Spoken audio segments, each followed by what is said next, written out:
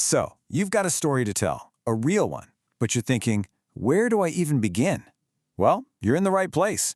We're going to go way beyond just talking about cameras and editing software. This is about the philosophy, the heart of independent documentary filmmaking, and how you can tell a powerful story completely on your own terms. Let's start with this, because this idea is everything. Just let it sink in for a second. Forget about getting a green light. Forget about the gatekeepers. Forget about funding. Just for a moment. This right here. This is your permission slip. It's this powerful, powerful reminder that making a film is an act of choice. It's not about waiting for someone else to say yes.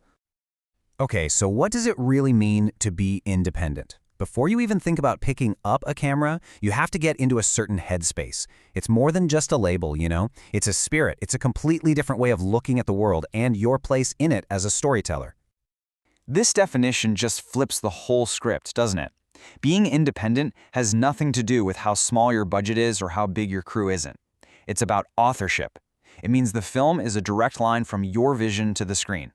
And the engine driving it all isn't money. It's this burning curiosity and the unique access you have to a little piece of the truth. And this comparison just lays it all out, crystal clear. You see, the conventional path is often about chasing what's commercially safe, what's going to sell. It's about production scale and having all the fanciest gear. But the indie spirit, it's fueled by something so much more real. That relentless curiosity, that deep commitment to your own voice, and that hunt for a truth that only you can actually show us.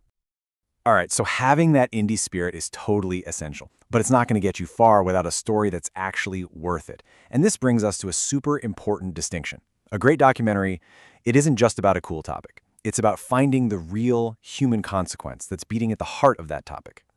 And you have got to understand the difference here. A topic, like, say, immigration or memory, that's just information. It's the surface level. A story, on the other hand, has gravity. It has weight. It only exists where there's consequence, you know? Where there's real emotional risk for the people that are involved. That is where your film actually begins. This is it. If you take one thing away, let it be this. This is the single most important question you will ever ask yourself as a filmmaker. Before you record a single second of footage, you have to be able to answer it. What are the real human stakes? What is lost? Who gets hurt? What dream dies if everything just stays the same? And look, if the answer to that question is nothing, then you don't have a film. Not yet, anyway. You might have an interesting subject, sure, but you don't have a film. Because stakes are the engine of a story. Without them, you're just collecting facts. And honestly, your audience has no reason to care. So once you find those stakes, your story finally has a pulse. It's alive. So now what? How do you capture it? Well, the indie philosophy ties the entire filmmaking process together with one core idea. You are there to witness what happens, not to control it. This breaks it down so perfectly. First, readiness. In pre-production, you're not trying to script an outcome. You're just getting yourself ready to witness a transformation as it happens. Then, presence. When you're filming, your greatest tool isn't your camera, it's your attention. And finally, architecture. In the edit room, you're not just sorting clips, you are building an emotional structure. I mean, what a beautiful way to think about this, right? Life does not do take two. You can't ask someone to have a profound, genuine moment all over again just so you can get a better angle. Your whole job is to be so present, so tuned in, that you can accept and capture the rhythm of life as it's actually happening. Your ability to listen, that's the real craft. And then you get to the edit. And this isn't the part where you try to force all your footage into some preconceived box. No, this is where the film starts talking back to you. It's where it tells you what it wants to become. It's a discovery, a dialogue between you and the material. You're just respectfully shaping the truth that the footage has already handed you. All right, so you did it. You wrestled with it, you witnessed it, and you've made the film. Now what? We're at the final stage, getting it seen. But let's completely reframe this.